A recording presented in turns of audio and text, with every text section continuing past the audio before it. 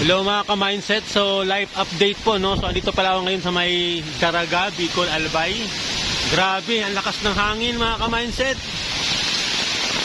So actually alas 3 pa lang na madaling araw kahapon or kagabi pa lang or madaling araw pa lang, medyo talagang lakas na ng hangin, lakas na ng ulan, and then brown out pa po. So sana okay tayong lahat mga ka-mindset no, especially doon sa mga sentro talaga ng bagyo or nasa sentro ng bagyo. Grabe, halos hindi ako pinatulog ng bagyong ito mga ka-mindset no. Sana okay tayong lahat. Pray lang, dasal, panalangin sa Diyos na sana malampasan natin itong bagyong ito na zero casualties.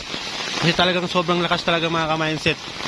Yung bubungan ko, kasi may punong mangga dito mga ka-mindset eh, yun, oh. Grabe.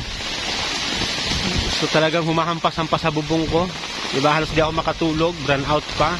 So until now mga ka-mindset, no, as of 6:30 or magsi 7 AM na, talagang tuloy-tuloy pa rin yung ulan, yung hangin, ayun oh.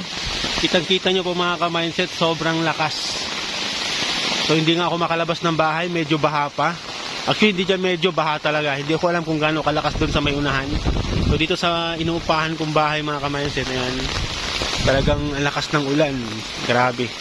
So hopefully okay tayong lahat no, okay yung mga pamilya natin. So prepare lang, ready lang, maghanda, magdasal, and then kung ano man ang payo sa inyo ng inyong mga local government, barangay o munisipyo, sundin na lang natin mga ka-mindset para yan sa ikabubuti natin, para din sa ating mga kaligtasan yan mga ka-mindset. Ha? So yun lang, sana okay tayong lahat mga ka-mindset. And then sana matapos na yung bagyong Yuan na to mga ka-mindset or Uwan. Okay, so yun lang mga ka-mindset. Dasal lang po ha. Sana okay tayong lahat.